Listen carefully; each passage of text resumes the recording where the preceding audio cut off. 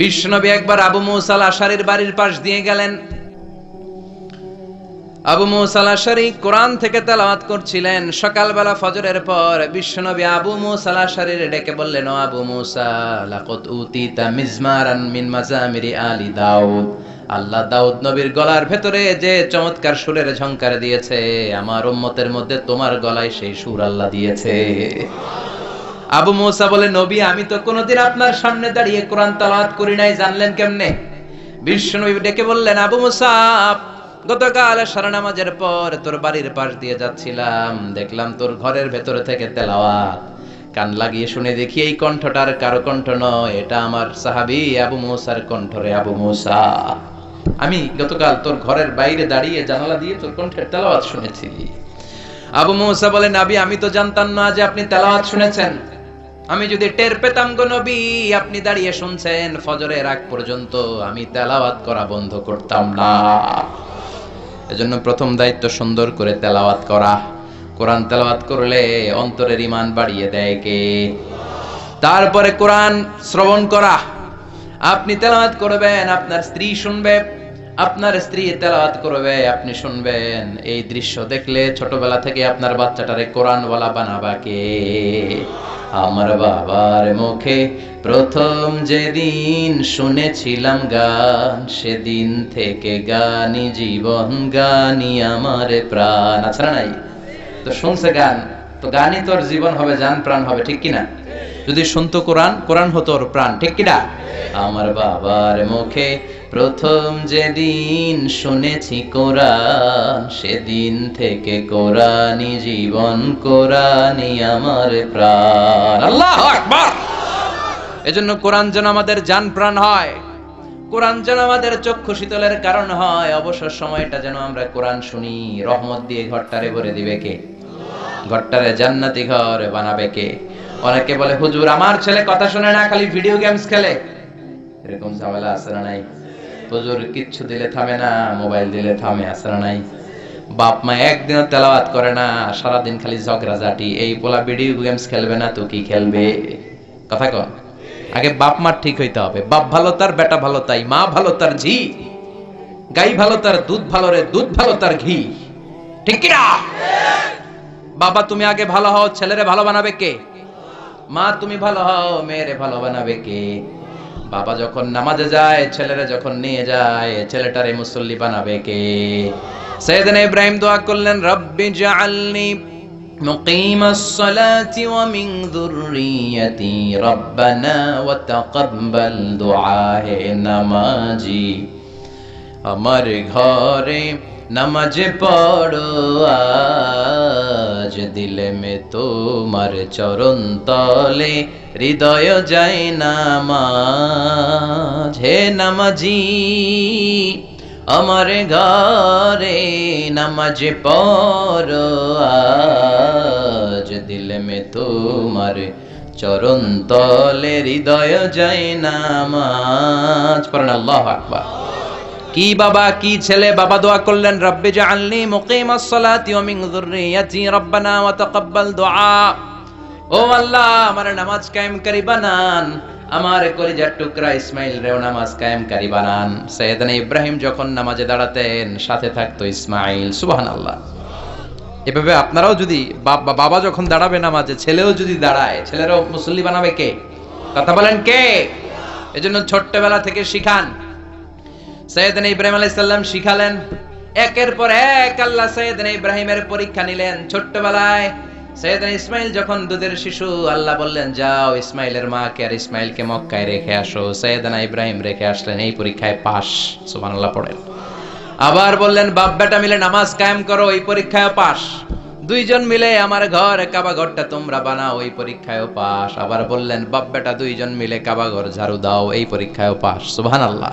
তাহরা বাইতিয়া লিত্তাইফিনা ওয়াল আকিফিনা war রুকআইস সুজুদ। আল্লাহু আকবার। মসজিদেরি ঝাড়ু বড়দার ও কামারে হাত, শোনো আমার মুনাজাত, শোনো শোনো ইয়া ইলাহি আমার মুনাজাত, শোনো আমার মুনাজাত। পড়েন আমিন। এজন্য বাপ ভালো তো বেটা ভালো, ঠিক কি না? মা ভালো তো বেটি ভালো, গাই ভালো তো দুধ ভালো, দুধ ভালো তো ঘি ভালো, তাই না? এজন্য বাবারা ভালো হন, বাবারা নামাজি হন। বাবা যারা হয়েছেন কোরআন পড়েন, দেখবেন ছেলেও পড়বে। এজন্য কোরআনের প্রতি 3 নাম্বার দায়িত্ব, নিজেও পড়বেন, অন্যের কাছ থেকেও শুনবেন। 4 নাম্বার দায়িত্ব, কোরআন আপনি অন্যকে শিখিয়ে দিবেন। আপনি যদি কাউকে শুধু সূরাতুল ফাতিহাটা শিখান, কোন সূরা? কোন সূরা? কোন সূরা না পড়লে সালাত কবুল হয় না? কথা বলেন। এই সূরা বাদ দিয়ে নামাজ পড়লে হবে? তবে কাবা ঘরের ইমাম সাহেব পড়লে হবে। হ্যাঁ, সবাই একমত? বিশ্বনবী বলেছেন লা সালাতা লিমান লাম ইয়াকরা বিফাতিহাতিল কিতাব, আল্লাহর কিতাবের সূরা ফাতিহা যে নামাজে পড়ে না তার নামাজ হবে। আবার বিশ্বনবী বললেন ওই লোক সবচেয়ে বড় চোর যে নামাজে চুরি করে। সাহাবারা বললেন নবী নামাজে কেমন করে চুরি করে? বিশ্বনবী বললেন ওই লোকটা সবচেয়ে বড় চোর যে রুকুর মধ্যে চুরি করে, সিজদায়ও চুরি করে। রুকু চোর, সিজদা চোর, আছে না নাই? রুকু থেকে সোজা হয়ে দাঁড়ানোর কথা, না দাঁড়িয়ে সিজদায় চলে যায়, আছে না নাই? 2 সিজদার মাঝখানে কয়েক সেকেন্ড ধীরস্থির ভাবে বসার কথা, না বসে কোন রকম মাথা উঠায় মুরগির ঠোকর মারার মতো আরেক সিজদা মারে, আছে না নাই? কথা বলে। আবার বিশ্বনবী বলতেন এমন ভাবে নামাজে দাঁড়াবা, এমন ভাবে মুসল্লার মধ্যে দাঁড়াবা, ভাববা এটাই জীবনের শেষ নামাজ, ঠিক কি না? তাহলে অন্তরে আল্লাহর ভয় ঢুকায় দিবে কে? যখন যায় নামাজের মধ্যে দাঁড়াবেন ভাববেন এটাই আমার শেষ নামাজ হতে পারে, কারণ এরপরে আবার নামাজ পড়ার সুযোগ পাবো, গ্যারান্টি আছে নাকি? আজকের মাহফিলের পরে আবার কোনো মাহফিলে যেতে পারবো, কোনো গ্যারান্টি আছে? ঘরে সহি সালামতে ফিরতে পারবো, গ্যারান্টি আছে? এজন্য সল্লি সালাতা মুআদ্দিয়া, এমন ভাবে সালাতে দাঁড়াও মনে করো এটা জীবনের শেষ নামাজ, ঠিক কি না? পারফর্ম দ্য সালাহ as if this is your last and final prayer. এমন ভাবে সালাতে দাঁড়াও, ভাবো এটা তোমার শেষ নামাজ। এখন বাজে 11:30, আপনারে বলা হলো 12টার দিকে আপনার রূহ কবজ করা হবে, জীবনের হায়াত শেষ। নির্ধারিত একটা সময় থাকে, ওই সময় চলে আসলে আর কেউ বেঁচে থাকে না, ঠিক কিনা? সবাইকে চলে যেতে হবে, আপনাকে চলে যেতে হবে 12টার মধ্যে, আর সময় আছে আধা ঘন্টা। এই আধা ঘন্টা আপনি যতটুকু নামাজ পড়তে পারেন পড়ে নেন। ওই দিনের নামাজটা আপনার সুন্দর হবে না? কথা কন, কেন সুন্দর হবে? কথা কন, উত্তর দেন। কারণ জীবনের শেষ নামাজ। একটু পরে মালাকুল মাউত আসবে। হায় রে মানুষ রঙিন ফানুস, দম ফুরাইলে তবু তো ভাই কারোরই নাই একটুখানি। হায় রে মানুষ রঙিন ফানুস, রঙিন ফানুস, হায় রে মানুষ। তারপরও হুঁশ নাই, তারপরও হুঁশ নাই। জানি চলে যেতে হবে রঙিন ফানুস, দম ফুরাইলে ঠুস। তারপরও শুধু অস্থিরতা, তারপরও শুধু পাগলামি। যদি জানেন 12টার দিকে চলে যেতে হবে, আধা ঘন্টার সময়, এই দিন আপনার নামাজটা অনেক সুন্দর হবে। আপনি ওযু বানাবেন চমৎকার করে, আতর মেখে, পাঞ্জাবি পরে, এমন ভাবে আল্লাহর সামনে আপনি দাঁড়াবেন, জীবনের শ্রেষ্ঠ নামাজ আপনার ওই নামাজ হয়ে যাবে। ওই দিন রুকুতে আপনার তাড়াহুড়ো হবে নাকি? ওই দিন সেজদা থেকে টাইনাও কেউ তুলতে পারবে আপনার? 2 রাকাতে আপনি 8 ঘন্টা পার করে দিবেন, কারণ আপনি জানেন একটু পরে মালাকুল মাউতের হাতে ধরা। এই ধরা থেকে কেউ বাঁচতে পারবে নাকি? কথা বলেন। গোরস্থানে একটু মাটি জায়গা করে রাখে রে, এক্ষুনি তোর আসতে পারে চলে যাওয়ার ডাক। আতর গোলাপ সুবাসে চন্দন, কাফন নামের দেহ বন্ধন। আতর গোলাপ সুবাসে চন্দন, কাফন নামের দেহ বন্ধন। আলমারিতে রাখে রে তুলে একটি কোরআন পাক রে, এক্ষুনি তোর আসতে পারে চলে যাওয়ার ডাক। চিল্লায় বলেন ঠিক কিনা? কখন চলে যাব কেউ জানি না। লিকুল্লি উম্মাতিন আজালুন ফাইদা জাআ আজালুহুম লা ইস্তাখিরুনা সাআতান ওয়া লা ইস্তাকদিমুন। প্রত্যেক জাতির জন্য নির্ধারিত একটা সময় আছে। ওই মৃত্যুর সময়টা যখন চলে আসে, 1 সেকেন্ড আগেও আসে না, পরেও আসে না। কার কথা? জোরে বলেন কার কথা? সাইয়েদনা দাউদ আলাইহিস সালামের একজন ওয়াজির ছিল। দাউদ আলাইহিস সালামের ইন্তেকালের পর সুলাইমান আলাইহিস সালাম গোটা বিশ্বের দায়িত্ব নিলেন। বাবার সময়ে যেই লোকটা ওয়াজির ছিল তিনিও তাকে ওয়াজির বানালেন। সাইয়েদনা সুলাইমান আলাইহিস সালামের সাথে অনেক ফেরেশতাদের বৈঠক হতো, জিনদের বৈঠক হতো। এক বৈঠকে সুলাইমান আলাইহিস সালামের ওয়াজিরও বসা, মালাকুল মাউতও বসা। মালাকুল মাউত ওই ওয়াজিরের দিকে বড় বড় চোখ করে তাকাচ্ছে। বড় বড় চোখ করে তাকানোর কারণে ওয়াজির তো প্রচন্ড ভয় পেয়ে গেল। মালাকুল মাউত চলে গেল, ভয় পেয়ে তার পিলু চমকে যায়। সাইয়েদনা সুলাইমানকে ডেকে বলে, ও নবী আল্লাহ সুলাইমান, কিছুক্ষণ আগে আপনার পাশে একটা লোক বসা ছিল, বড় বড় চোখ করে আমার দিকে তাকায়, এটা কে? সাইয়েদনা সুলাইমান আলাইহিস সালাম বললেন, এটা মালাকুল মাউত। এটা কে? ও মিয়া, মালাকুল মাউতের নাম শুনলে কলিজায় পানি থাকে, ওজিরেরও পানি নাই। কয় সর্বনাশ, আমার মনে হয় টাইম শেষ, আমার মনে হয় আজরাইল তো বাড়ি চিন্না ফলাইছে, রাস্তা চিনে ফেলেছে। ও সুলাইমান, আমার বড্ড ভয় হয়, মনে হয় আমারে মেরে ফেলবে। আপনি অর্ডার দিলে জিনেরা কথা শুনে, আকাশের মেঘ কথা শুনে, বাতাস আপনার কথা শুনে, আকাশের মেঘ আর বাতাস আপনি অর্ডার করেন, মেঘ আর বাতাস যেন আমাকে উড়িয়ে নিয়ে হিন্দুস্তানের সবচেয়ে দূরের একটা দ্বীপের মধ্যে ফেলে দিয়ে আসে। আমার ভয় লাগে, অনেক ভয় পাচ্ছি, আমার ফেলে দিয়ে আসতে বলেন। সাইয়েদনা সুলাইমান বাতাসে বললেন, যাও এর নিয়ে রেখে আসো হিন্দুস্তানের সবচেয়ে দূরের একটা জনপদে, রেখে আসা হলো। কিছুক্ষণ পর মালাকুল মাউত সাইয়েদনা সুলাইমানের কাছে হাজির। সাইয়েদনা সুলাইমান আলাইহিস সালাম বললেন, আপনি না বৈঠকে ছিলেন, কই গেলেন? কয়, আপনার ওয়াজিরের রূহটা হিন্দুস্তানের ওই দূরের দ্বীপ থেকে কবজ করে নিয়ে আসছি। সুবহানাল্লাহ পড়ে।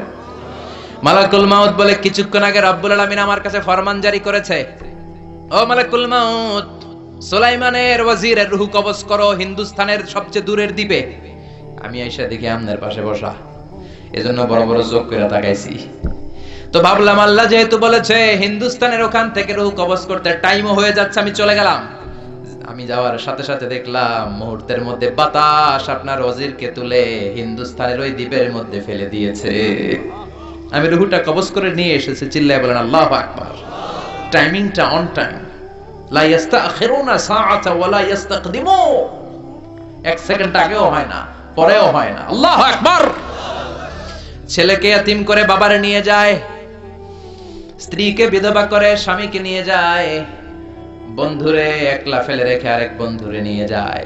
মৃত্যুর একটা নির্ধারিত সময় আছে না নাই? যদি জানতে পারেন 12টায় আপনার নির্ধারিত সময়, এখন 2 রাকাত নামাজ যদি পড়েন, নামাজটা কেমন হবে? কেমন হবে? কথা বলেন, সুন্দর হবে না? এজন্য always consider this prayer is my last prayer in my life. আমার এই নামাজটা হতে পারে আমার জীবনের শেষ নামাজ, ঠিক কি না? তার মানে কোরআনের প্রতি প্রথম দায়িত্ব আমরা তেলাওয়াত করব প্রতিদিন। রাজি আছেন? সবাই রাজি? 2 নাম্বার দায়িত্ব তেলাওয়াত শুনবো। 3 নাম্বার অন্যকে শিখায় দেব। শুধু সূরা ফাতিহা যদি কাউরে আপনি শিখায় দেন, আজীবন সে যতবার সূরা ফাতিহা পড়বে ওইটার একটা পার্সেন্টেজ সওয়াব আপনার আমলনামায় দিবে কে? সুবহানাল্লাহ পড়েন। তাহলে অন্যকে শেখাতে রাজি আছি তো? এরপরে কোরআন মুখস্থ করব। শুধু হাফেজ সাহেবের দায়িত্ব কোরআন মুখস্থ করা নয়, এটা গোটা উম্মতের দায়িত্ব, পুরো মুসলিম উম্মার দায়িত্ব। হাফেজ সাহেব তো করে 30 পারা, আমি করব 10 পারা, আপনি করবেন 5 পারা, ও করবে 3 পারা, এরকম সবার কয়েক পারা মুখস্থের দরকার আছে না নাই?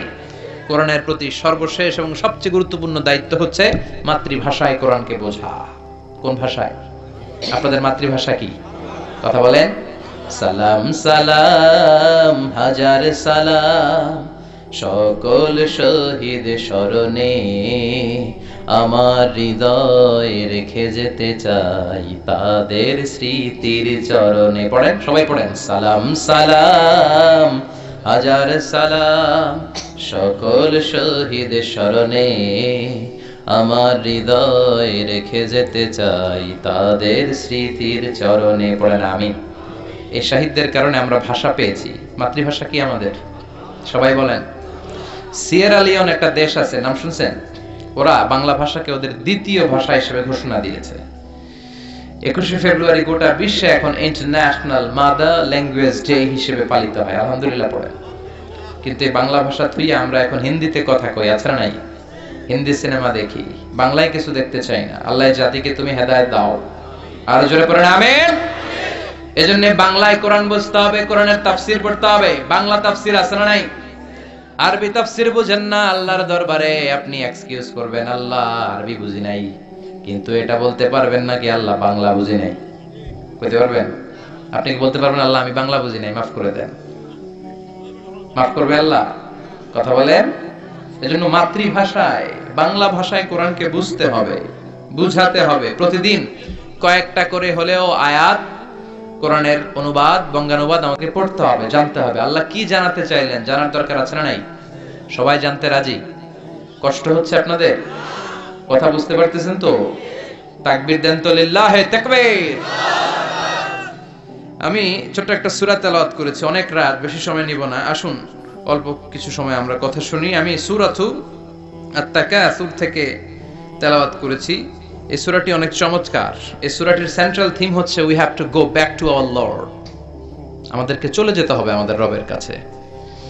We can not stay here for ever. আমরা আজীবনের জন্য এখানে থাকতে আসি নাই। We have to go back to our Lord. আমাদেরকে ফিরে যেতে হবে। পুরা সূরার সার কথা এটাই। আলহামদুলিল্লাহ কোন। আমরা এখানে থাকতে আসি নাই, চলে যাব। থাকতে চাই, বাঁচতে চাই, আজীবন পৃথিবীর মধ্যে আমরা থেকে যেতে চাই, কিন্তু থাকতে পারবো নাকি? কবরে যাওয়া লাগবে কি লাগবে না? কথা কন। একদিন মাটির ভেতরে হবে ঘর রে মন আমার, কেন বাঁধো দালান ঘর রে মন আমার, কেন বাঁধো দালান ঘর। প্রাণ পাখি উড়ে যাবে পিঞ্জর ছেড়ে, ধরা ধামে সবই রবে তুমি যাবে চলে। বন্ধু বান্ধব যত, মাতা পিতা দ্বারা সুত, সবই হবে তোমার পরে মন আমার, কেন বাঁধো দালান ঘর। একদিন মাটির ভেতরে হবে ঘরে মন আমার, কেন বাঁধো দালান ঘর। ঠিক কিনা? চলে যেতে হবে, থাকার জন্য আসি নাই। দাদা চলে গেল, বাবা চলে গেল, আমাকেও যেতে হবে। আমার ঘরে যে সন্তানগুলো আছে এগুলো যাবে। কথা কর। নাতিপুতি যেগুলো আছে এগুলো যাবে। ঠিক কিনা? চলে যেতে হবে, থাকতে পারবে না কেউ। We have to go back to our Lord. ফিরে যেতে হবে। এই সূরাটা আমাদেরকে এটাই শিখাতে চায় যে আমরা চলে যাব। আমরা কি থাকার জন্য আসছি? কথা কন। এখানেও থাকবো না, কবরেও থাকবো না। এখানে সাময়িক সময়, কবরের ভেতরেও সাময়িক সময়, আসল সময় হলো আখিরাতে। দুইটা রাস্তা সেদিন হয়ে যাবে, একটা যাবে জান্নাতে আর একটা জাহান্নামে। ওইটা আসল পথ। চিল্লায় কোন ঠিক কিনা? এজন্য সূরাতুত তাকাসুরে আল্লাহ আমাদেরকে শিখাতে চাইলেন থাকতে আমরা আসি নাই, চলে যাব। আল্লাহ বললেন আলহাকুমুত তাকাসুরু হাত্তা যুরতুমুল মাকাবির। দুনিয়ার লোভ লালসা তোমাদেরকে পাগল করে রেখেছে। দুনিয়ার লোভ লালসা আমাদেরকে পাগল বানিয়ে রেখেছে। ঠিক কি না? এই পাগলামি আমাদের থামবে না। হাত্তা যুরতুমুল মাকাবির, যতদিন না তোমরা কবরে ঢুকো। কবরে ঢোকার আগ পর্যন্ত আমাদের এই মোহ কাটবে না। আসলে আমাদের জীবনটা এত ব্যস্ত, একটু খেয়াল করে শুনেন, একটু বোঝার চেষ্টা করেন। এত ব্যস্ত আমরা, এত বিজি লাইফ আমরা লিড করি, আমরা যে কবরে যাব এটা ভাবার সময়টাও আমাদের নাই। কথা কন। সময় নাই। কবরে যে যেতে হবে ভাববার সময় আমাদের নাই। ব্যস্ত, লোভের পেছনে ছুটে আছি। চাকচিক্যময় দুনিয়া, চাকচিক্যময়, মহাচ্ছন্ন, মরীচিকা, মোহ, সম্পদ আর অর্থের পেছনে ছুটতে ছুটতে আখিরাতকে আমরা বেমালুম ভুলতে বসেছি। চিল্লায় বলেন ঠিক কিনা? এটা যেন আমাদের মস্তিষ্ক থেকে হারিয়ে না যায়। আখিরাতকে যেন আমরা বেমালুম ভুলে না যাই, আমাদেরকে রিমাইন্ডার দেওয়ার জন্য আল্লাহ বললেন আলহাকুমুত তাকাসুর হাত্তা যুরতুমুল মাকাবির। দুনিয়ার লোভ লালসা তোমাদেরকে পাগল বানিয়ে রেখেছে। কবরে ঢোকার আগ পর্যন্ত তোমরা এই লোভ লালসা থেকে বের হতে পারবে না। কার কথা? কথা বলেন। সবাইকেই যেতে হবে। কেউ কি বাঁচবে? নবীরা বাঁচতে পারছে? কথা কন। আদম আলাইহিস সালাম বাঁচতে পারছিলেন? উনি কয় বছর হায়াত পেয়েছে জানেন? বলেন তো একজন। 1000 বছর। আলফুসানা, 1000 বছর সাইয়েদনা আদম আলাইহিস সালাম পৃথিবীতে বেঁচে ছিলেন। এবং উনি পৃথিবীর একমাত্র মানুষ, উনি জানতেন উনি কয়দিন পরে মরবেন। সুবহানাল্লাহ। বাইরে গিয়া শুধুমাত্র কেবলমাত্র সাইয়েদনা আদম আলাইহিস সালামই জানতেন যে আমি 1000 বছর বাঁচবো। আর আমরা কেউ জানি না। ওনাকে জানিয়ে দেয়া হয়েছে এই জন্য, কারণ তিনি প্রথম মানুষ। মৃত্যু যে কত কষ্টের উনি জানে না, মৃত্যু কেমন কোনোদিন দেখে নাই। সুবহানাল্লাহ। এজন্য জানলে ওনার মধ্যে তেমন ভয় নাই। আল্লাহু আকবার বলেন। হায়াত ছিল কয় বছর? 1000 বছর। বুখারীর বর্ণনা, বুখারী না, আবু দাউদের বর্ণনা। সাইয়েদনা আদম আলাইহিস সালামকে সৃষ্টি করার পরে আমরা সবাই ওনার ঔরস জাত সন্তান না, এজন্য ওনাকে বলে আবুল বাশার, সব মানুষের আদি পিতা। সাইয়েদনা আদমকে বসিয়ে আমাদের সবাইকে রাখা হলো। উনি বললেন, আল্লাহ এগুলো কারা? এই কোটি কোটি। আল্লাহ বললেন, এই কোটি কোটি মানুষ তোমার সন্তান। হঠাৎ তিনি একটা রূহকে দেখে পছন্দ করে বললেন, আল্লাহ এই রূহটা কার রূহ? আল্লাহ বললেন, আদম এটা তোমার সন্তান দাউদ আলাইহিস সালামের রূহ। সুবহানাল্লাহ। আল্লাহ এই দাউদ রে কয়দিন হায়াত দিয়েছেন আপনি? আল্লাহ বললেন, ওরে দিয়েছি 40 সানা, মাত্র 40 বছর। দাউদ আলাইহিস সালাম কয় বছর বেঁচে ছিলেন? মাত্র 40 সানা, 40 বছর পৃথিবীতে ছিলেন। সাইয়েদনা আদম বললেন, আল্লাহ এত সুন্দর রূহটা, এত সুন্দর দেহটা, আমার এত সুন্দর সন্তান দাউদকে এত কম বয়স দিলেন কেন? বাড়ায়া দেন। কি করেন? আল্লাহ কয়, নো নো, রুফিআতিল আকলাম ওয়া জাফফাতিস সুহুফ, লেখা হয়ে গেছে, এটার বাড়ানো কমানো যাবে না, বাড়াতে পারবো না। সাইয়েদনা আদম আলাইহিস সালাম বললেন, আল্লাহ আমি থাকবো কয় বছর? আল্লাহ বললেন 1000 বছর। দুনিয়াতে তোমার হায়াত হলো আলফু সানা, 1000 বছর। সাইয়েদনা আদম বললেন, আল্লাহ আমি আমার 1000 বছরের মধ্যে থেকে 60 বছর আমার এই সন্তান দাউদ রে দিয়ে দিলাম। আমি দুনিয়াতে 940 বছর থাকলেই চলবে, আমি 60 বছর দিয়ে দিলাম। 40 আর 60 মিলে কত হইছে? কথা কন। আল্লাহ আপনি 100 বছর দিয়েন। আল্লাহ বলে, ঠিক আছে। সাইয়েদনা আদম আলাইহিস সালাম পৃথিবীতে আসলেন, পৃথিবীতে বসবাস করতে আরম্ভ করলেন। দিন যায়, রাত আসে, মাস গড়িয়ে বছর আসে। ঠিকই 940 বছর পর মালাকুল মাউত এসে হাজির। কারণ লিকুল্লি উম্মাতিন আজাল, ফাইদা জাআ আজালুহা লা ইস্তাখিরুনা সাআতান ওয়া লা ইস্তাকদিমুন। মৃত্যুর অন টাইম একটা বিষয় আছে, নির্ধারিত সময়ে মরণ হয়। 940 বছরের ওই মুহূর্তে চলে আসলেন। মালাকুল মাউত বলে, ও সাইয়েদনা আদম, মালাকুল মাউত আমি এসেছি, আপনার রূহ কবজ করার জন্য রেডি হয়ে যান। সাইয়েদনা আদম বলে, কেন আসছো? কয় রূহ কবজ করতে। সাইয়েদনা আদম আলাইহিস সালাম বললেন, এখন আসছো কেন? আমার আরো 60 বছর বাকি আছে। কয় বছর? মালাকুল মাউত বলে, না আপনি 40 বছর দিয়ে দিয়েছিলেন, 60 বছর দান করেছেন, 940 বছরেই আপনারা চলে যাওয়ার কথা। আদম আলাইহিস সালাম কয়, না আমি দেই নাই। কি কয়? আমি আরো আসুম, আরো 60 বছর থাকুম আমি, যাও তুমি। ভুলে গেছে। কি করেছে? ভুলে গেছে, মনেই করতে পারতেছে না যে দিছিল। রূহের জগতে 60 বছর যে দান করে দিয়েছিল দাউদ আলাইহিস সালামকে, মনেই করতে পারছে না। স্মৃতি হাতরে হাতরে মরে যায়, মনে আসে না। এজন্য বিশ্বনবী বলেন, নাসিয়া আদম ফা নাসিয়া বানু। আদম আলাইহিস সালাম ভুলে গেছেন, তাই আমরাও মাঝে মাঝে ভুলে যাই। খাইয়াও কই খাই নাই, মাইরাও কয় মারি নাই, আছে না নাই? জাহাদা আদম ফাজাহাদাত যুররিয়াতুহু। আদম আলাইহিস সালাম সেদিন অস্বীকার করেছেন, তাই আমরাও অস্বীকার করি, আছে না নাই? অনেক কিছু নিয়েও কয় নেই নাই, পাইয়াও কয় পাই নাই, ভুলে যায়। ভুলের কারণে আমরা এগুলো করে ফেলি। এজন্য নির্ধারিত একটা সময় আছে। আদম আলাইহিস সালাম বাঁচতে পারে নাই, ঠিক 1000 বছর পর আবার মালাকুল মাউত আসলেন, উনি চলে গেলেন। সুবহানাল্লাহ পড়েন। এভাবে সাইয়েদনা ইদ্রিস আলাইহিস সালাম চলে গেলেন, মুসা আলাইহিস সালামও চলে গেলেন। সাইয়েদনা মুসা আলাইহিস সালামের মৃত্যুর সময় যখন এসেছে, মালাকুল মাউত এসে সালাম না দিয়ে ঘরে ঢুকেছে। মুসা আলাইহিস সালাম বললেন, মান আন, তুমি কে? আনা মালাকুল মাউত। কেন আসছো? আপনার রূহ কবজ করতে আসছি। মুসা আলাইহিস সালাম দেখলেন দিব্যি একজন মানুষের মতো দেখা যায়, আর কয় মালাকুল মাউত। দেখা যায় কি আর বলে কি? সাইয়েদনা মুসা আলাইহিস সালাম বললেন, এদিকে আয়, রূহ কবজ করাইতেছি, আয়, come on here man, come on. মালাকুল মাউত 1 পা আগায় 2 পা পিছায়। মনে মনে ভাবে, দুনিয়ার সব মানুষগুলো আমারে দেখলে দেয় দৌড়, আজকে মনে হয় আমারে দিতে হবে দৌড়। ঠিক যেই চিন্তা ওই কাজ। সাহস করে গেলেন, থাপ্পড়। মুসা আলাইহিস সালামের কথার আগে হাত চলতো। কি চলতো? এক থাপ্পড় মেরে ফেরাউনের বাবুরচিরে দুনিয়া থেকে শেষ। ওই অভ্যাস তখনও ছিল, আবার দিলেন। এক থাপ্পড়ের চোটে চোখ নাই। মালাকুল মাউত যেটাই ভাবছেন ওইটাই আসলে দিছে দৌড়। এক দৌড়ে আল্লাহর কাছে। আল্লাহ বললেন, এটা অনেক মেজাজ ওয়ালা নবী, তোমার দিয়ে হবে না, তুমি যাও, তোমার চোখ আমি সারিয়ে দিলাম।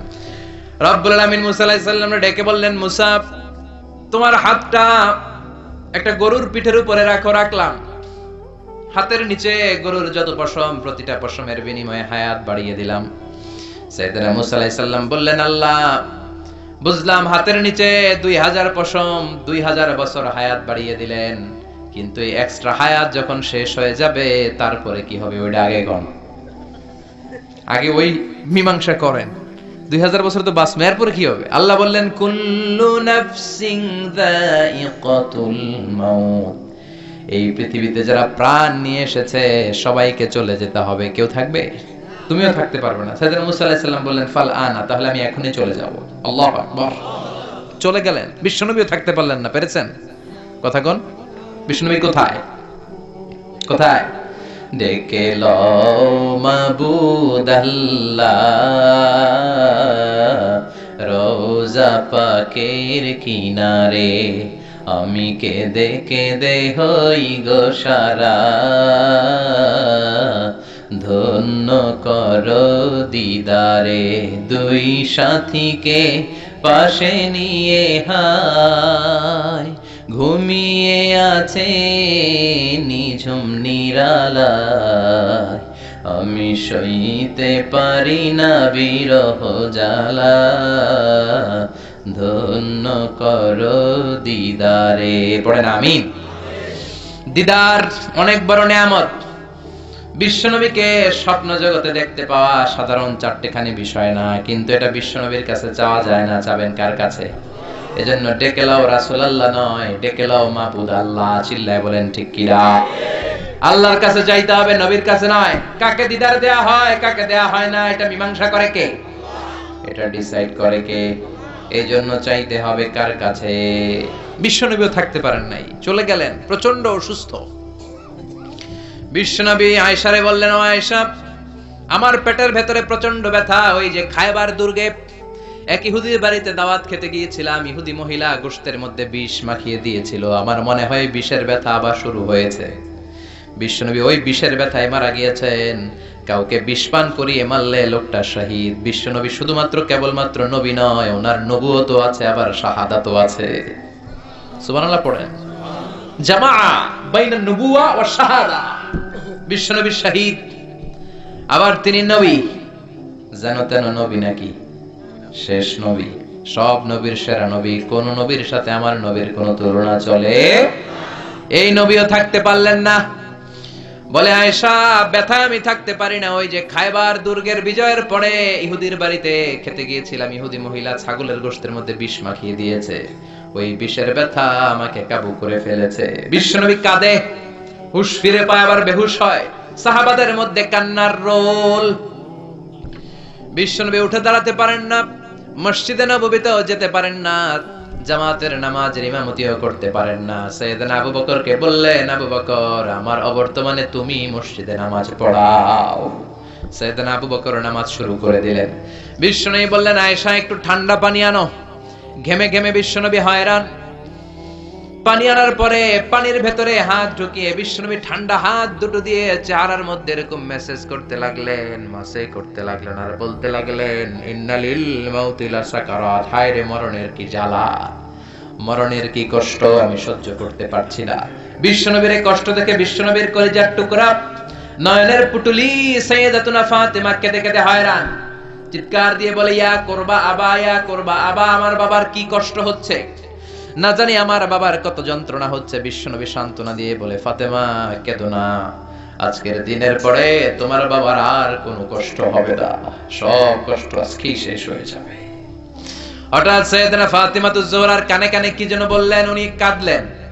আবার কানে কানে কি যেন বললেন, উনি হাসলেন। বিশ্বনবীর ইন্তেকালের পরে মা আয়েশা জিজ্ঞেস করলেন, ও ফাতেমা, বিশ্বনবীর ইন্তেকালের দিন তোমার কানে কানে কি যেন বললো, তুমি কেঁদে দিলা কেন? আবার একটু পরে কি যেন বললা, হেসে দিলা কেন? ফাতেমা বলে, বিশ্বনবী আমার কানে কানে বলেছিল, ও ফাতেমা, ধৈর্য ধারণ করো, আমার সময় আর বেশি নাই, কারণ আল ইয়াউমা আকমালতু লাকুম দীনাকুম ওয়া আতমামতু আলাইকুম নি'মাতি ওয়া রাদিতু লাকুমুল ইসলাম দীনা। ইসলামকে আল্লাহ পরিপূর্ণ করেছেন, আমি হয়তো আর পৃথিবীর বুকে থাকবো না, আমি চলে যাব রে ফাতেমা। সাইয়েদাতুনা ফাতেমা কাঁদতে শুরু করলেন।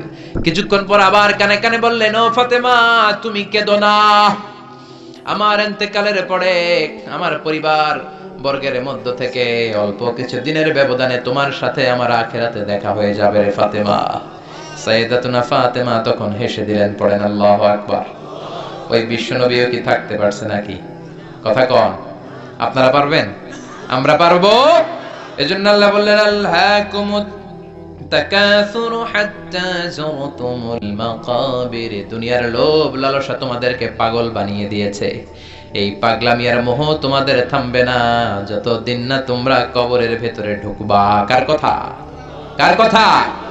আলহাকুমুত তাকাসুর, বেশি বেশি চাওয়ার লোভ তোমাদের মধ্যে বাসা বেঁধেছে। বেশি বেশি পাওয়ার আকাঙ্ক্ষা আমাদের আছে না নাই? এটা আছে ওটা চাই, নারী আছে গাড়ি চাই, বাড়ি আছে ওটা চাই, চাওয়ার কোনো শেষ নাই। আনলিমিটেড হিউম্যান ডিমান্ডস আছে না নাই?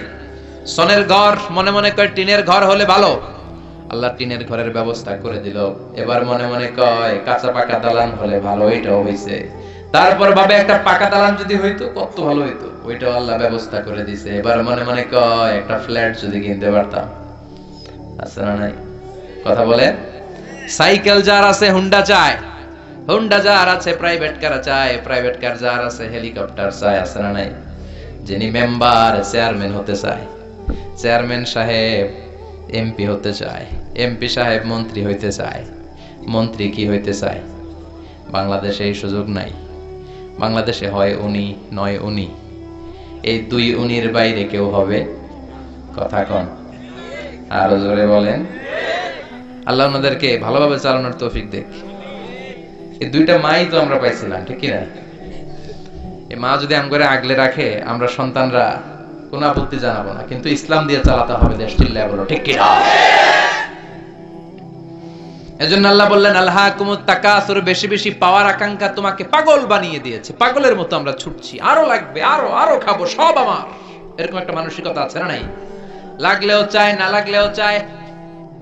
মোবাইল নাই, আল্লাহর কাছে কান্দে, আল্লাহ একটা মোবাইল যদি থাকতো, সবার হাতে মোবাইল, সবাই টিপে, আমি টিপতে পারি না, আছে না নাই? আল্লাহ একটা নোকিয়া সেটের ব্যবস্থা করে দিছে। এবার মনে মনে কয় এরকম একটা যদি পাইতাম, টাচ মোবাইল, টাচ করলে গান বাইর হয়, আছে না নাই? আল্লাহ এটাও দিয়ে দিলে। এবার কয় আল্লাহ, অনেকে দেখি পিছনে একটা আপেল থাকে, আপেল চিনো? হ্যাঁ, আইফোন আপেল থাকে না? আল্লাহ একটা আপেল দরকার, আপেল, আল্লাহ একটা আপেলের ব্যবস্থা করে দিছে। এবার কয় আল্লাহ আইপ্যাড লাগবে, আইপ্যাড, এটারে কয় আইপ্যাড। এরপর আল্লাহ আইপ্যাড দিছে। এবার কয় আল্লাহ ম্যাকবুক প্রো লাগবে, চিনো? আমার বাসায় একটা আছে ম্যাকবুক প্রো, ওইটা হাই কনফিগারেশনের কাজগুলো করার জন্য লাগে, রিসার্চের কাজে, বিভিন্ন কাজে লাগে, ওইটাও আল্লাহ দিছে। এবার কয় আল্লাহ ক্রেওয়ান সুপার কম্পিউটার লাগবে। ইউনাইটেড স্টেটস অফ আমেরিকাতে যারা মিলিটারি বেসে কাজ করে, তাদের ম্যাথমেটিক্যাল ইকুয়েশন ড্র করার জন্য ওইটা লাগে, ওইটাও দিছে। এবার কয় আল্লাহ আরেকটা লাগবে, আছে না নাই? মানুষের চাহিদার কোনো শেষ নাই। এজন্য আল্লাহ বললেন, আলহাকুমুত তাকাসুরু হাত্তা যুরতুমুল মাকাবির। মানুষের অতিরিক্ত পাওয়া, এই প্রাচুর্যতার লোভের কোনো শেষ নাই যতক্ষণ না মানুষ কবরে ঢুকবে, ঠিক কিনা? মানুষের স্বভাব হলো আরো চাই, কি কয়? আরো চাই। এটা ফকিরের স্বভাব। কার স্বভাব? তার মানে আমরা সব ফকির নি, আমরা কি ধনীকে? জুমার দিনে দেখবেন ফকিররা কি করে, যেদিকে টাকা ওইদিকে খাবলা মারে, যেদিকে টাকা হাত পাতে, আবার ওদিকে, আবার ওদিকে, খালি চায়, লাগলেও চায়, না লাগলেও চায়, ঠিক কিনা? এজন্য আল্লাহ বললেন, ইয়া আইয়ুহান নাসু আনতুমুল ফুকারাউ ইলাল্লাহ ওয়াল্লাহু হুয়াল গনিয়ুল হামিদ। ও গোলামেরা, তোরা হলি ফকির, ধনী একজন, তিনি কে?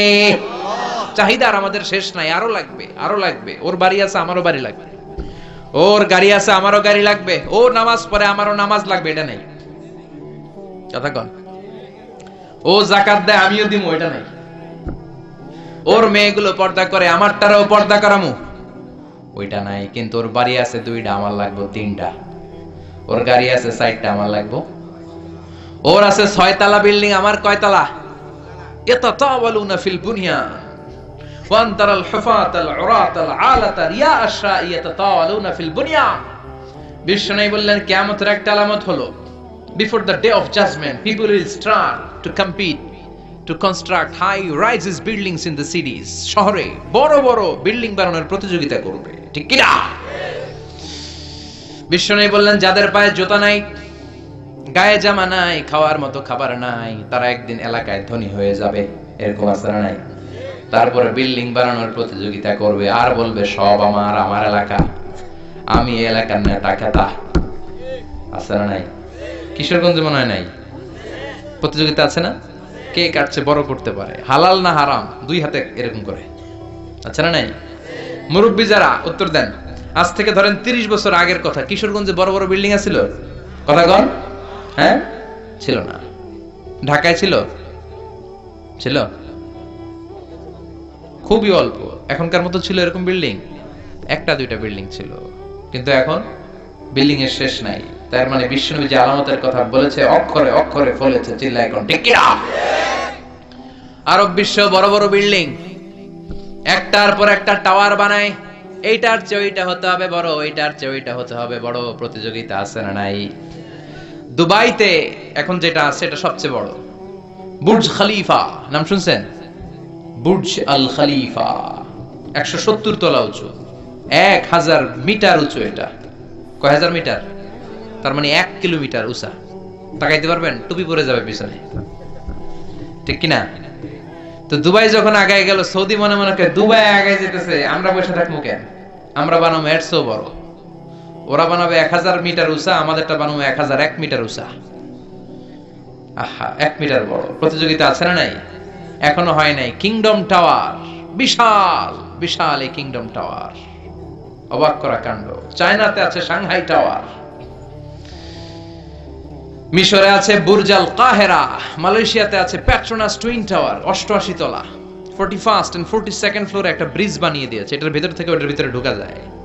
কিয়ামতের দিন যখন ইদা জুলজিলাতিল আরদু জিলজালাহা বলে আল্লাহ একটা ভূমিকম্প দিবে, একটা বিল্ডিং আর টাওয়ারও টিকবে? কথা বলেন, টিকবে? এজন্য আল্লাহ বললেন আলহাকুমুত তাকাসুরু হাত্তা যুরতুমুল মাকাবির। তোমাদের লোভ, অতিরিক্ত পাওয়া, বড় বড় বিল্ডিং করার ইচ্ছা কোনোদিন কমবে না, থামবে না, যতক্ষণ না তোমরা কবরে ঢুকো, ঠিক কি না? টাকা উপার্জন করতে, বিল্ডিং বানাতে বাধা নাই, কিন্তু টাকা হইতে হবে হালাল টাকা। কি টাকা? হারাম দিয়ে করলে বরকত আছে নাকি? যারা হারাম খায় তাদের দোয়া কবুল হয় নাকি? আর যারা অল্প খায়, অল্প পড়ে, অল্প জমায়, তাদের দোয়া কবুল করে কে? সাদ বিন ওয়াক্কাস বিশ্বনবীর সাহাবী, বিশ্বনবীরে বললেন ও নবী দোয়া করে দেন যাতে আমি মুস্তাজাবুদ দাওয়া হয়ে যাই। মুস্তাজাবুদ দাওয়া মানে এমন লোক যিনি দোয়া করার সাথে সাথে দোয়াটা কবুল করে কে? বিশ্বনবী বললেন ও সাদ, চিন্তা করো না, আতিব মাতআমাকা তাকুন মুস্তাজাবাদ দাওয়া, যেটা খাবে হালাল খাবে, যেটা পড়বে হালাল পড়বে, তাহলেই তুমি মুস্তাজাবুদ দাওয়া। সুবহানাল্লাহ। হালাল খাইলেই দোয়া কবুল।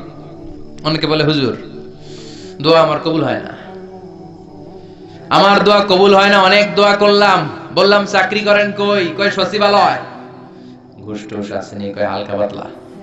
তো তোর দোয়া কবুল হবে কেমনে? ডাকাত। হালাল খেতে হবে, হালাল না খেলে দোয়া কবুল হয়? কথা বলেন। আবার হালালে বরকত ঢুকায় দিছে কে? হারামে কোনো বরকত আছে নাকি? আওয়াজ করে বলেন তো, গরু খাওয়া হালাল না হারাম? কুকুর খাওয়া। গরু বছরে বাচ্চা দেয় কয়টা? কুকুর 5টা, 7টা, 8টা, 10টা। আচ্ছা, কুরবানির ঈদ আসলে আমরা গরু জবাই করি না কুকুর জবাই করি? তাহলে গরু জবাই করলাম বেশি, কুকুর জবাই করি নাই। গরু খাই, কুকুর খাই না। গরু বাচ্চা দেয় কম, কুকুর বাচ্চা দেয় বেশি। তারপরও কিশোরগঞ্জে গরু বেশি না কুকুর বেশি? কথা বলেন। এত গরু আসলো কোথেকে? কারণ গরু হালাল, আর হালালের ভেতরে বরকত ঢুকিয়ে দিয়েছে কে? এজন্য আল্লাহ বললেন হালাল পন্থায় উপার্জন করো, সমস্যা নাই, কিন্তু হারামের মিশ্রণ থাকলে তোমার দোয়া কবুল হবে। হারাম খেয়ে যে দেহটা বর্ধনশীল হয়, দেহের